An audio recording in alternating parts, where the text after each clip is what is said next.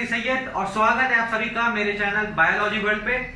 तो स्टूडेंट्स, आज हम डिस्कस करने जा रहे हैं third part of our chapter biological classification from topic diversity. तो डाइवर्सिटी के 4 चैप्टर हैं, दूसरा चैप्टर हम डिस्कस कर रहे हैं जो आप लोगों को पहले मैंने बता दिया है।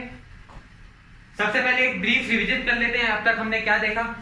हमने चैप्टर की शुरुआत की, 2 पार्ट हो चुके हैं। पार्ट 1 में हमने डिस्कस किया क्लासिफिकेशन के बारे में कि डॉन ऑफ सिविलाइजेशन ने since the dawn of civilization human being always interested थे इन परफॉर्मिंग क्लासिफिकेशन।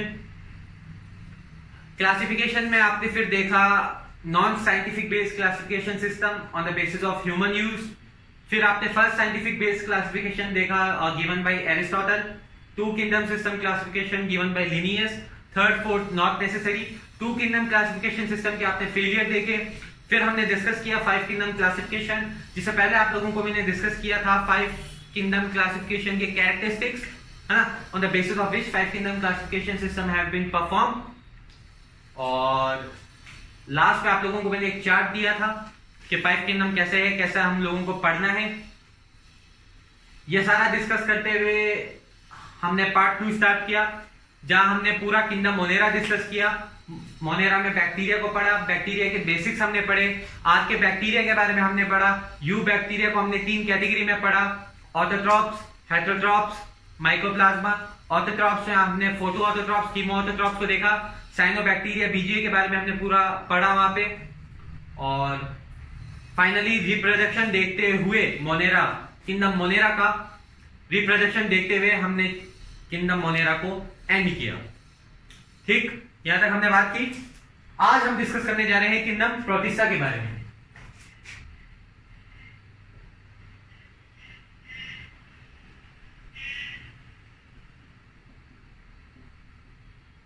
ठीक है, चैप्टर पूरा एनसीईआरटी बेस्ड है। एनसीईआरटी बेस्ड आप लोगों को मैं पढ़ा रहा हूं क्लास 11 10 12 का। ये एनसीईआरटी बुक है, इसी को ही फॉलो करूंगा। इसमें कुछ पॉइंट्स मैंने लिखे हैं, वो आप लोगों को समझाऊंगा। ठीक है,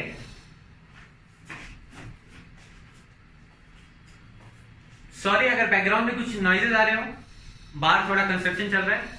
तो होपफुली वीडियो में ऑलरेडी इतना डिलेड हो गया, तो थोड़ा एडजस्ट कर लीजिए आप।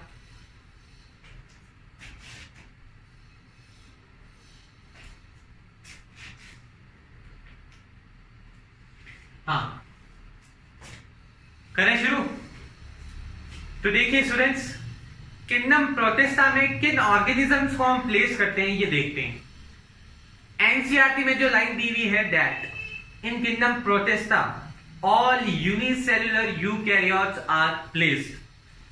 तो पॉइंट टू पॉइंट बात करेंगे। ये सारे पॉइंट आप अपने रफ नोटबुक्स या जो भी आपके पास नोटबुक है उसको उतारते जाइए। ऑल यूनिसेल्युलर,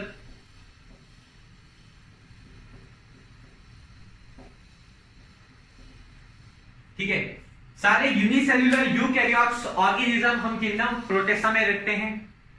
किंगडम मोनेरा से इसको कंपेयर कीजिए। देखिए स्टूडेंट्स, इस चैप्टर में आप जितना कंपेयर करते जाएंगे ना, जो भी आप पढ़ रहे हैं और जो आपने पहले पढ़ लिया है, जितना ज्यादा आप कंपैरिजन देंगे उतना ज्यादा सेफली प्रॉपरली जो आपने इंफॉर्मेशन पढ़ी है वो आपके माइंड में स्टोर होगी। तो मैं सजेस्ट करता हूं आप कंपेयर करते चलें। अब ये जो पॉइंट लिखा है इसको कंपेयर करें, या कंपेयर हो रहा है वही करें, ऐसा नहीं कुछ कंपैरिजन नहीं आप कर रहे हैं। तो किंगडम मोनेरा में हमने क्या देखा ना, ऑल ऑर्गेनिज्म आर यूनिसेल्युलर, वहां पे भी यूनिसेल्युलर थे, लेकिन दे आर प्रोकैरियोट। शायद वहां मैंने डिस्कस नहीं किया ये पॉइंट, आपके एनसीईआरटी में भी नहीं दिया हुआ। Majority of bacteria are prokaryotes. और बेसिक्स स्ट्रांग होना बहुत जरूरी है। प्रोकैरियोट और यूकैरियोट में क्या डिफरेंस आ जाता है? जो न्यूक्लियस को लैक करते हैं, मेम्ब्रेन बॉन्ड ऑर्गेनल्स को भी लैक करते हैं, प्रिमिटिव टाइप्स के होते हैं, उसको हम प्रोकैरियोट्स कहते हैं। जिनमें ये सब प्रेजेंट होता है उनको हम यूकैरियोट्स कहते हैं। तो वो यूनिसेल्युलर प्रोकैरियोट्स है और ये यूनिसेल्युलर यूकैरियोट्स है। थोड़ा और इनके बारे में देखते हैं। इनके नेचर के बारे में हम बात करें तो ये फोटोसिंथेटिक होते हैं। ठीक है, अपना फूड सोर्स खुद बनाते हैं, फोटोसिंथेटिक। ठीक है, फोटोसिंथेटिक होते हैं, अपना फूड सोर्स खुद बनाते हैं। इसके अलावा आप देखिए कि ये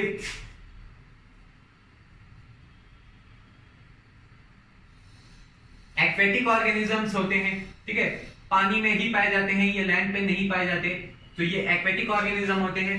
एक्वेटिक ऑर्गेनिज्म में ये दोनों हो सकते हैं, फ्रेश वाटर और मराइन वाटर,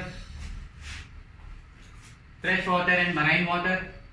इनके रिप्रोडक्शन के बारे में आप बात कर लीजिए, ठीक है, ये बेसिक्स है जैसे एनसीईआरटी में आपके दिया हुआ है, हर किंगडम में स्टार्टिंग में आपको बेसिक्स दी हुई है। तो रिप्रोडक्शन में आप बात कर लीजिए, दोनों तरह की रिप्रोडक्शन होती है, एसेक्सुअली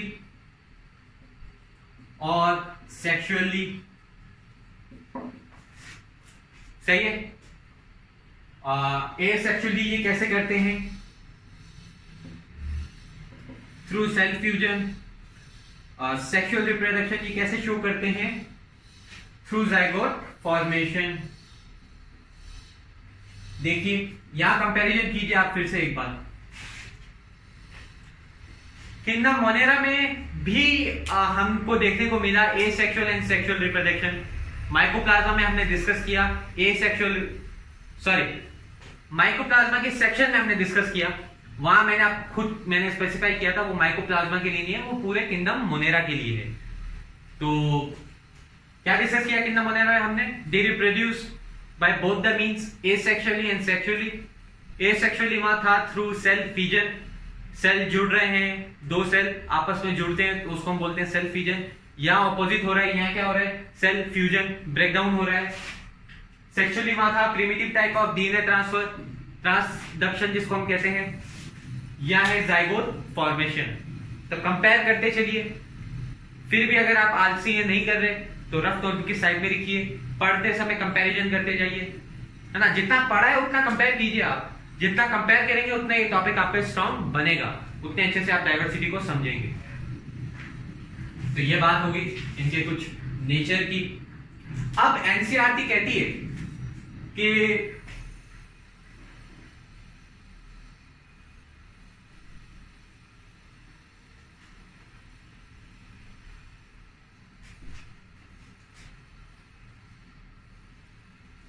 एनसीईआरटी में लाइन दी हुई है that boundaries of this kingdom, that is boundaries of kingdom Protista, is not well defined.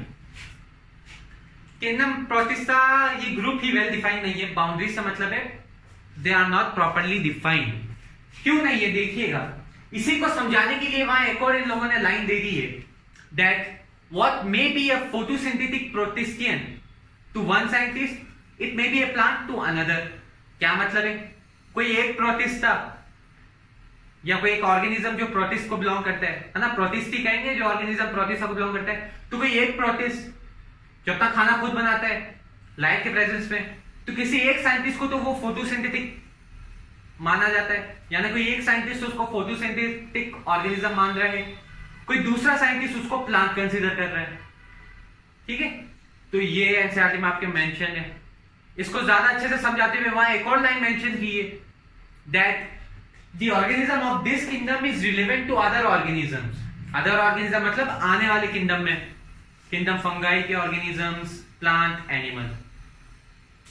Overall आप समझें कि इस किंगडम की बाउंड्रीज वेल डिफाइंड क्यों नहीं है, क्योंकि साइंटिस्ट खुद क्लियर नहीं है कि ये प्रोटिस्ट है या कोई और है, क्या ये फंजाई है, क्योंकि इनमें जो भी कैरेक्टरिस्टिक्स हैं ये एडवांस टाइप है, जैसे यूकैरियोट्स है, फोटोसिंथेटिक है, एक्वेटिक है, मराइन में पाए जाते हैं, फ्रेश वाटर में पाए जाते हैं, प्लांट्स में भी ये सारे कैरेक्टरिस्टिक्स देखे जाते हैं, कुछ एनिमल्स में भी ये कैरेक्टरिस्टिक्स देखे जाते हैं, और फंगाई में भी ये कैरेक्टरिस्टिक्स मैक्सिमम देखे जाते हैं। तो the boundaries of this kingdom is not very well defined as this organisms are relevant to some other organism. और अच्छे से आपको समझाते हुए एक एग्जांपल देता हूं, ये सब आपके एनसीईआरटी में मेंशन नहीं है। किंगडम प्रोटिस्टा में फाइलम यूक्लिनॉइड स्लाइम मोल्ड, कुछ साइंटिस्ट का मानना है कि स्लाइम मोल्ड रिलेट करता है ऑफ क्लास फंजाई, क्लास का नाम आई थिंक माइकोमाइसिटीज है। सो माइकोमाइसिटीज फंजाई की एक क्लास है, और कुछ साइंटिस्ट का मानना है कि स्लाइम मोल्ड उनको रिफर करता है क्योंकि कैरेक्टरिस्टिक्स सेम है इनके, सही है। तो ये सारा कॉन्सेप्ट है, और ये सेपरेट है, आप ऐसे ही समझिए सेपरेट है, क्योंकि सिमिलैरिटीज इतनी है कि साइंटिस्ट कंफ्यूज हुए हैं, और आगे कुछ आएगा तो वो हम पढ़ेंगे फिर कभी। अभी आप कॉन्सेप्ट लेके चलिए। ये हमने डिस्कस कर लिया सारा किंगडम प्रोटिस्टा का बेसिक्स। तो अब हम डिस्कस करते हैं किंगडम प्रोटिस्टा का सबसे पहला ग्रुप, जिसका नाम है chrysophytes.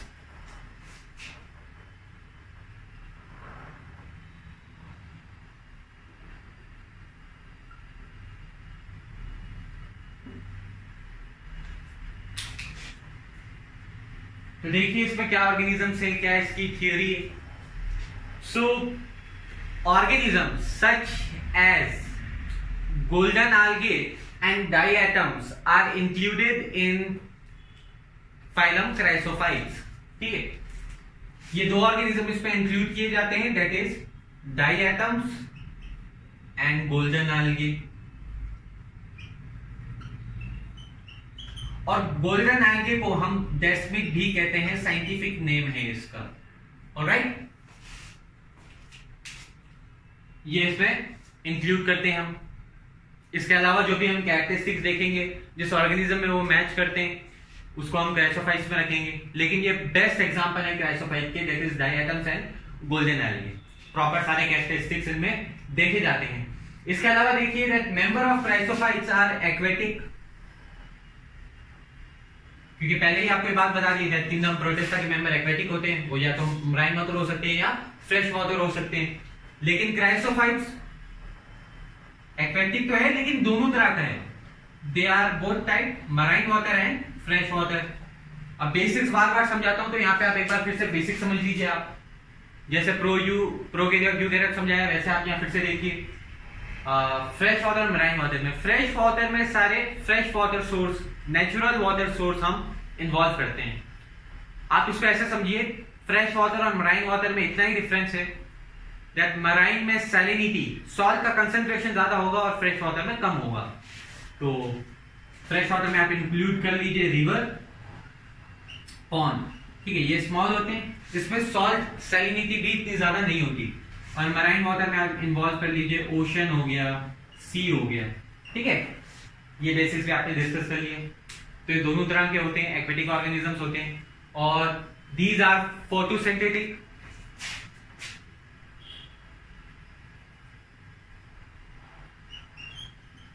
On the basis, in the presence of light, they make their own food। तो ये मैं कुछ बातें मैंने की। अब डायटम का थोड़ा स्ट्रक्चर हम देखेंगे। आपकी एनसीईआरटी में डायटम को थोड़ा अच्छे से समझाया है, कुछ ब्रीफ पॉइंट दिए, इंपॉर्टेंट पॉइंट जिनमें से एग्जाम में सवाल पूछे जाते हैं। तो डायटम्स थोड़ा डिस्कस कर लेते हैं हम यहाँ पे।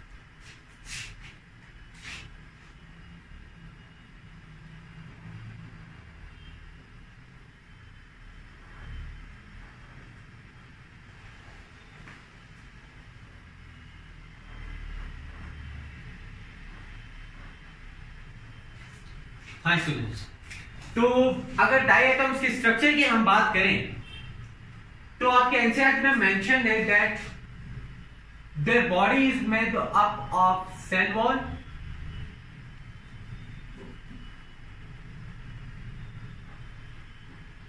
ठीक है।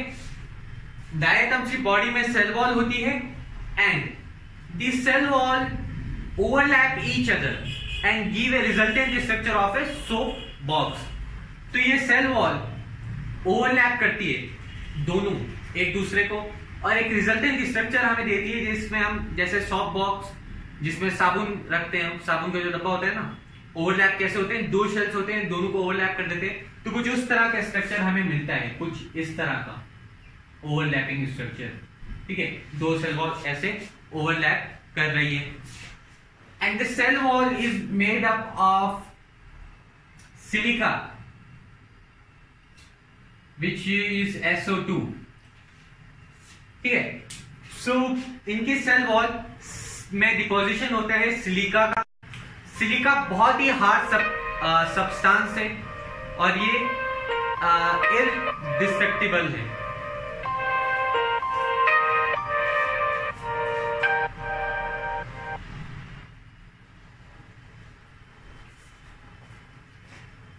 हाँ, सो सिलिका का डिपोजिशन होता है ऑफ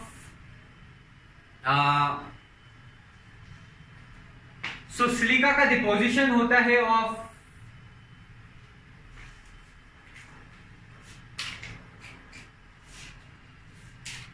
हाँ, तो इनकी सेल वॉल बनी होती है सिलिका का डिपोजिशन होता है इनकी सेल वॉल में, और ये सब्सटेंस बहुत ही हार्ड होता है, इरडिस्ट्रक्टेबल होता है।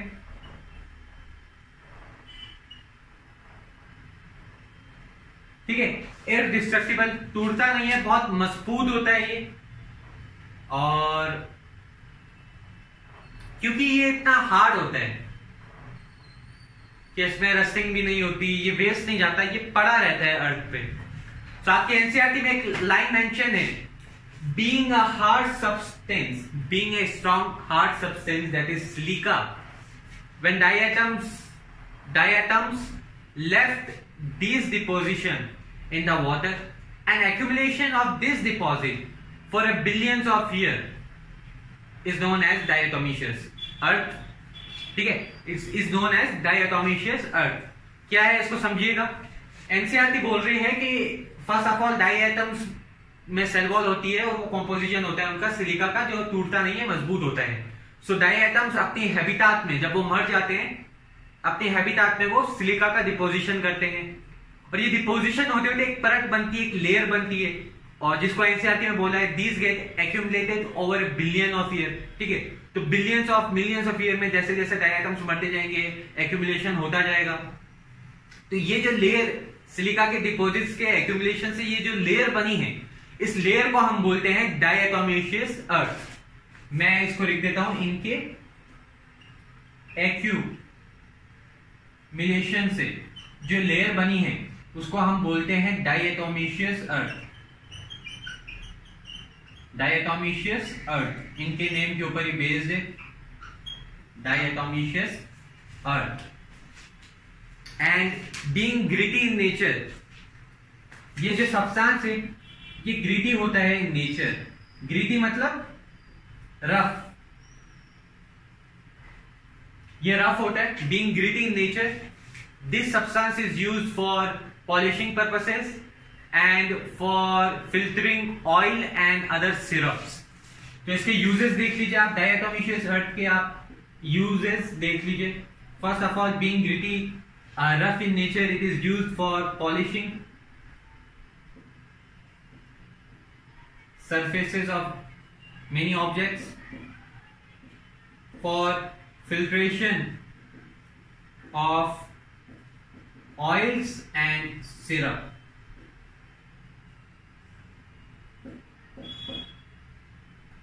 Alright, for filtration of oil and syrup। इसके अलावा आप देखिए that diatoms, these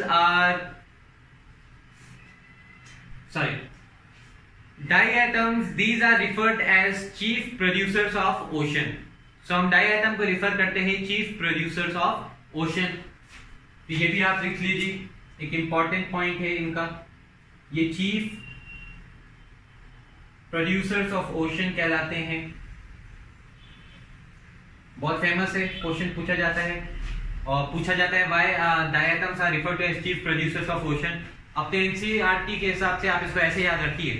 first of all, ये फोटोसिंथेटिक होते हैं तो अपना खाना खुद बनाते हैं, और डायटम्स के थ्रू पूरे ओशन को, रिवर को, पॉन्ड को, पूरा एक्वेटिक हैबिटेट को फूड अवेलेबल होता है इनके वजह से। तो इसलिए ये चीफ प्रोड्यूसर्स ऑफ ओशन कहलाते हैं, क्योंकि ये ओशन के सबसे चीफ प्रोड्यूसर्स हैं। इनके वजह से ही पूरे ओशन को खाना मिलता है।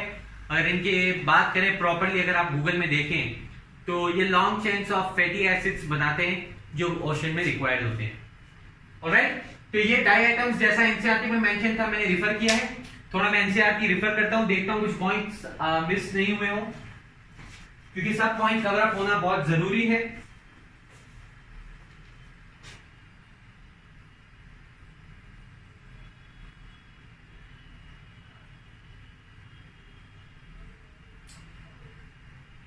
क्राइसोफाइट्स का एक पॉइंट मैंने मिस किया है, दैट इनके कैरेक्टरिस्टिक्स में से, कैरेक्टरिस्टिक्स क्या है इनके, ये एक्वेटिक होते हैं, फोटोसिंथेटिक होते हैं, और इसमें एक कैरेक्टरिस्टिक आप और इंक्लूड कीजिए, एक कैरेक्टरिस्टिक्स आप और इसमें इन्वॉल्व कीजिए, that these organisms are planktons. The chrysophytes are planktons. What are planktons? The organism which float passively. यही डिफाइन कर रहा हूं प्लैंकटन को.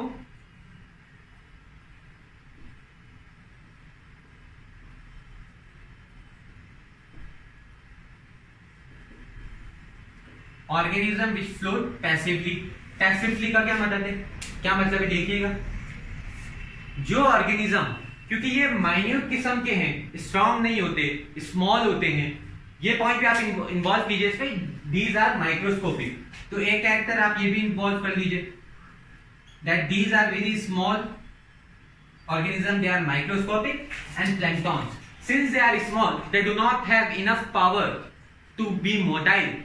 ये इमोटाइल होते हैं, लेकिन इसके बावजूद भी ये मूवमेंट शो करते हैं.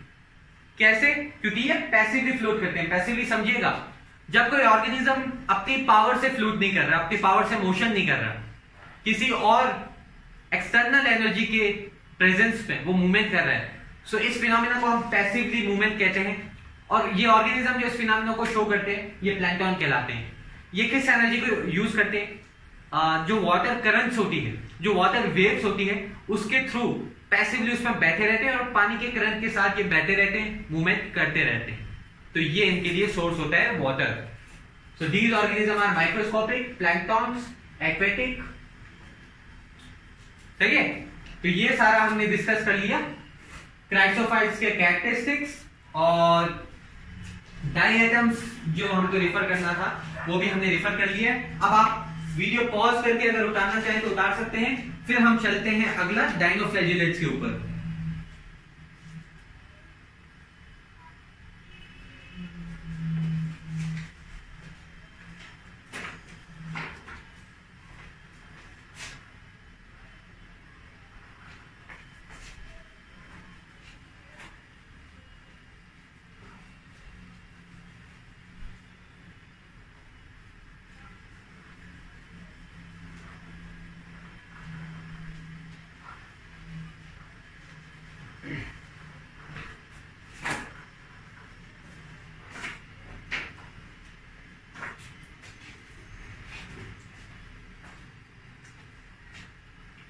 अब हम फाइलम डिस्कस कर रहे हैं किंगडम प्रोटिस्टा का, dinoflagellate.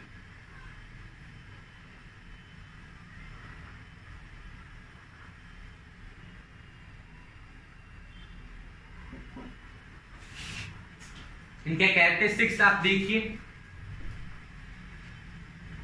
These organisms are aquatic, but in aquatic they are marine water organism and they are also photosynthetic organism. Compare करिए. Kingdom Chrysophytes. The member of kingdom Chrysophytes are both marine water and fresh water, but the members of phylum Dinoflagellate are marine water type. ठीक है. इसके अगला आप पढ़ेंगे chrysophyte dinoflagellate यूग्लिनाइट. वो आप देखेंगे वो फ्रेश वाटर टाइप होते हैं. सो सबसे पहले हो गए दोनों तरह के, मराइन एंड फ्रेश वाटर. उसके बाद हो गए मराइन वाटर, फिर हो गए फ्रेश वाटर. ठीक है. फ्रेश वाटर कौन से? यूग्लिनाइट. आगे जाके डिस्कस करेंगे. एक ऐसी पॉइंट इंटरेस्टिंग लगा तो आप लोगों को समझा दिया. देख लीजिए. These are marine water organism and they are photosynthetic.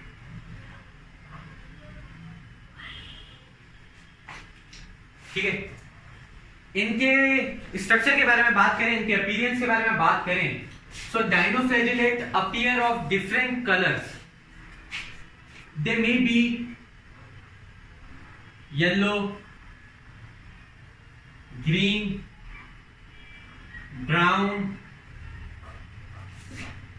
Blue और red in colour. So the body of Dinoflagellates may be yellow, green, brown, blue or red in color depending upon the pigment they have. Depending upon the pigment they have. जिस colour का इनका pigment होता है उस colour का इनका appearance होता है.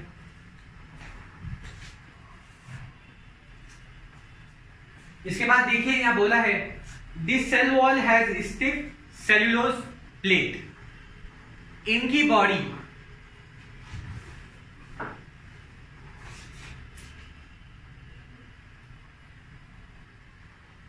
इनके बॉडी के स्ट्रक्चर माने तो सेल वॉल इनमें प्रेजेंट होती है and their cell wall consist of cellulose.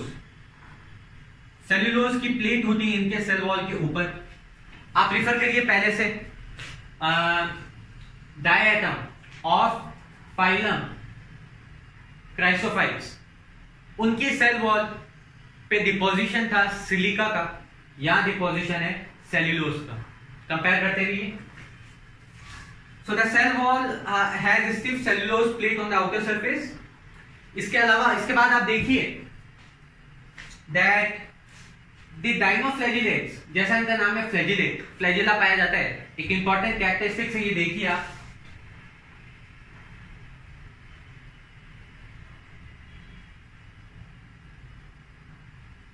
They have two flagella.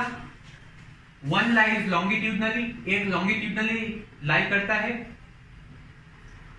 एक ट्रांसवर्सली लाई करता है. ये स्ट्रक्चर आपको मैं प्रॉपर्ली समझाऊंगा. एनसीईआरटी में ज्यादा अच्छे से समझाया नहीं है. इसको आप हॉरिजॉन्टली भी बोल सकते हैं, लेकिन जैसे ट्रांसफर दिया हुआ है तो ट्रांसफर ही बोलिए आप. So dinoflagellates have two flagella. One lies longitudinally, other lies horizontally. तो वहां कुछ ऐसा स्ट्रक्चर आप लोगों को दिया होगा, something like this.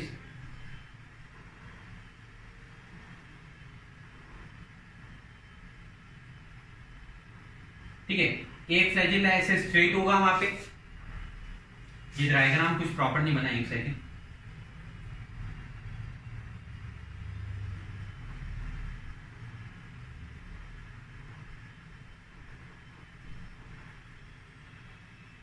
Okay, this is dinoflagellate as mention in NCERT. Proper ये इतना स्ट्रक्चर नहीं है. तो इनका जो ये सेल वॉल है, सबसे पहले इन पे सेल्यूलोज का डिपोजिशन है. ठीक है, ये सेल्यूलोज मैंने यहां ड्रॉ कर दिया. अब देखिए दो फ्लैजिला है, तो एक तो लॉन्गिट्यूडनली लाई करता है, एनसीईआरटी में दिया हुआ है, and one lie transversely. Transverse वहां कोई क्लियर नहीं है. इसको आप गूगल में देखिएगा, वहां आपको प्रॉपर स्ट्रक्चर मिलेगा. ट्रांसवर्सली का आप अनदर नेम दे सकते हैं डायगनली, या प्रॉपर स्ट्रक्चर शो करूं तो in between the furrow of cell wall.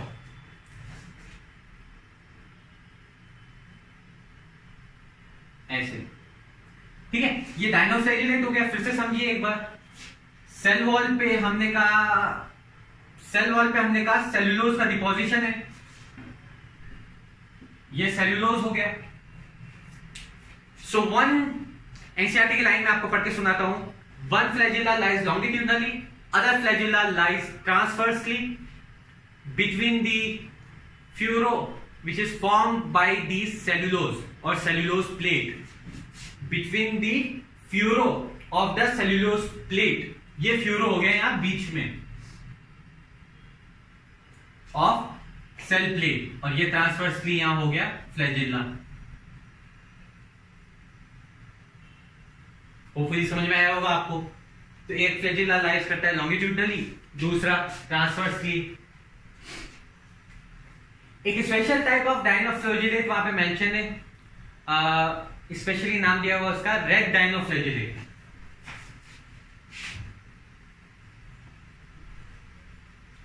वहां लिखा हुआ है मेनी ए टाइम्स रेड डायनोफ्लैजिलेट. नाम दिया हुआ है गोन्यूलैक्स. ठीक है, ये एग्जाम में पूछते हैं रेड डायनोफ्लैजिलेट किसको कहते हैं हम, गोन्यूलैक्स. और ये क्या कॉज करता है ये भी समझिएगा. Many times red dinoflagellate which is Gonyaulax, it turns whole ocean into red colour and this phenomena is known as red tide. ये जो गोन्यूलेट्स हैं ये ऑर्गेनिज्म इतनी रैपिडली मल्टीप्लिकेशन शो करते हैं और इनमें पिगमेंट रेड कलर का होता है, तो ये भी वो भी रिलीज करते हैं, जिससे पूरा ओशियन या जो भी सराउंडिंग है वो रेड कलर की अपीयर होती है। इस फिनोमिना को हम कहते हैं रेड टाइप। तो ये रेड टाइप फिनोमिना कॉज करते हैं, that is ocean red appear होता है, ओशियन रेड अपीयर होता है।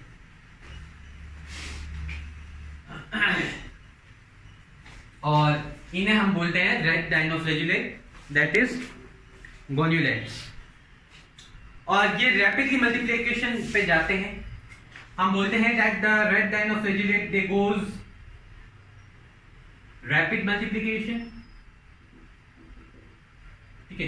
ये रैपिडली मल्टीप्लाई करते हैं ओशन में, और जैसे जैसे मल्टीप्लाई करते हैं वैसे वैसे कलर छोड़ना शुरू कर देते हैं, जिससे रेड टाइप कॉज होता है। आपके एनसीईआरटी में इस पैराग्राफ डाइनोफ्लैजुलेट के लास्ट लाइन में मेंशन है, and toxin release in such large amount can be lethal to marine water organism. तो समझिएगा, समटाइम्स और सम ऑर्गेनिज्म, सम डाइनोफ्लैजुलेट वो टॉक्सिक प्रोडक्ट रिलीज करते हैं। कुछ आर्टिकल्स के थ्रू डाइनोफ्लैजुलेट जो रेड पिगमेंट रिलीज करता है उसमें समटाइम्स उसमें टॉक्सिन होता है, टॉक्सिक होता है, which may be lethal to organism. तो ये पॉइंट आप इंक्लूड कर लीजिए that in some cases dinoflagellates release toxics, and since they rapidly multiply, so releasing toxic in such large amount can be lethal to marine water organisms. ठीक है dear students, ये आज हमने बात की किंगडम प्रोटेस्टा की। आज के लिए इतना ही। किंगडम प्रोटेस्टा को आपको मैंने बेसिक समझाया, इसके बाद आपको मैंने क्राइसोफाइट समझाया और डाइनोफ्लैजुलेट पूरा समझाया। कंपैरिजन आप लोगों को करने को कहा है मैंने। आज के लिए इतना ही। नोट करिए, कंपेयर करते हुए पढ़िए। Thank you.